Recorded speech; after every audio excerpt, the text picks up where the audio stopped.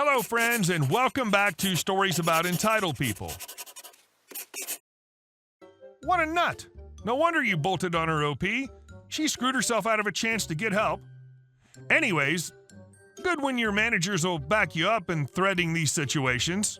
But before we begin, best way to support our channel is to leave comments, like, and subscribe with a turned-on bell so you don't miss the new video every single day. Here we go. Do your job. Okay, Karen. So I work in online fulfillment at a large home garden and building supply store. Mysterious. My job title comes into play later, as technically we aren't supposed to work with customers directly, just point them in the right direction or find another associate who works in that department. I had a massive order to grab, several heavy and large pieces of sheet metal and screws. Problem is, the sheet metal size I need isn't where it's meant to be. So I'm having to scan pretty much everything to figure out what's what. Bigger problem, this lingering in the wild sadly put me in range of a wild Karen attack. Wild Karen, raging harpy voice, are you going to help me or not? Yours truly, suddenly very confused, looking at her, especially as she hasn't spoken to me at all. Wild Karen, increasingly annoyed, seeming, well, I've been standing over here forever, and you haven't offered to help me. Yours truly, my bad, I can try, I don't work in this department, so it depends if... Wild Karen, suddenly actively hostile, try... no, you will! It doesn't matter if you work in this department or not. Yours truly, taking calming breaths so I don't lash back, wondering what this woman's problem is. Okay, what do you need? Definitely unable to control annoyance in my tone as this woman is yelling at me. Wild Karen, this! Not joking when I say proceeds to suddenly pull out a screw and nearly stab me in the eye, shoving it towards me. Yours truly pushes her hand away, feeling much less calm as I have a PTSD reaction to people putting hands in my face, much less a effing screw, now visibly shaking. Okay, ma'am, screws are at the end of this aisle on the left. What? Wild Karen, I already know that.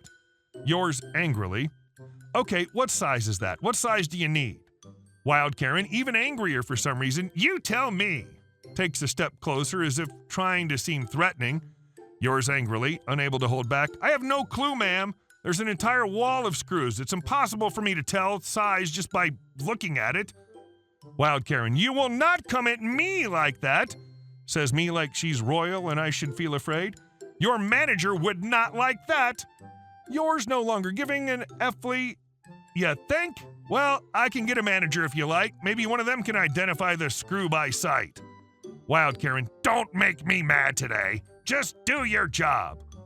Yours effing over this C-wordly, realizes I already told her exactly where the product she needed would be located. Yes, ma'am. I walked away from her to my trolley and proceeded to continue looking for the items on my order. Wild Karen, what are you doing? Yours freely. My job? What was funny was an aisle over, one of our assistant managers actually was nearby.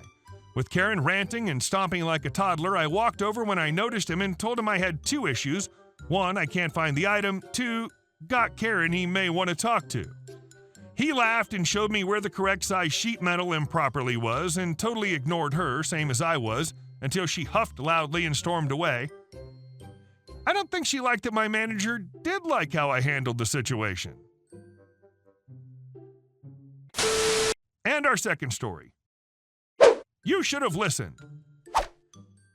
In May last year, I started Couch to 5K. I told my friend I was doing it. My friend was not interested and kept changing the topic when I talked about it. Not a problem, not everyone likes exercise. I don't. I told him when I completed it, but it was pretty much a well done and then on to talking about something else. 6 months later, the same mate said he was doing Couch to 5K and that I should really get out of the house and do some exercise like him. Me sitting around all day is not good for my health, and I should copy him. At this point, I'd been running 5K every other day for 6 months. It appeared he'd forgotten I'd already done it, so I thought I'd have some fun. Whenever he brought up the topic of me not exercising as much as him, I would say, yeah, I used to commute before COVID by bike. I don't do that anymore, and that I probably should do something. I waited until he finished Couch to 5K. He finished Couch to 5K and shared his time on Strava, logging 5K in 32 minutes. This time when he said I should really go get fit like him, I said, okay, I'll give it a go. The same day I went out and ran 5K in 24 minutes, 36 seconds and posted that on Strava. He doesn't talk about his running anymore. And our next story. The time I was accused of a federal crime of deactivating a customer's card. I had just got in for the day and had to cover Riley at self-checkout, SCO, first 15. So I dismiss her and a few moments later I see a blinker and go to help. Me. How may I help you, ma'am? Customer. My card isn't working. Me. Okay, what's the error message you keep getting? C. It just won't accept my card. Me. Okay, I'll reset the card reader and then we can try again. So I created a suspend slip and tried to rescan the transaction into the machine, but OFC, the slip didn't work. She only had 7 items, so I quickly re-rang up her items and compared the totals to make sure everything was scanned correctly. M. Okay, it'll be 3209. C. That's the wrong total. You double scanned. I then double check again that the totals are the same from the suspend slip, then go back to look at the sales screen and everything's only rung up once. M. Sorry, ma'am, but there's no item listed twice and all the items that are scanned are in your bag. Is there something you'd like to remove? C. No, ring it up again. This time I'll keep an eye on you. So I scan everything again and get the exact same total. M. Your total will be 3209. C. The machine is wrong. That's not the correct total. To my luck, but not my supervisor's, he just happened to be passing through SCO and I needed to try and de-escalate the situation, and I figured I should pass her up before she gets more upset and ask my boss to ring her out quickly. He agrees and gets the same total as me. C. The lipstick was $3, not $6. Our company policy is to just change the price if it's not a significant loss, so he just changes the price of the lipstick. Supervisor. Okay, sorry about that, ma'am. Your total will be $28.88. C. That's better. So she tries to pay again, and once again her card declines. When a card declines, there are multiple reasons for it, and we don't assume it's just because the card doesn't have enough funds, so we try to go through the list, but she's very defensive, and none of the other ways make any difference, so we tell her she just has to contact the card provider to see why the card isn't working. She, however, believes that I have broken her card and starts screaming that at the top of her lungs. C. She broke my card. Supervisor. Ma'am, she didn't. C. If only I'd kept a better eye on her, have her turn out my pockets and give me my money back.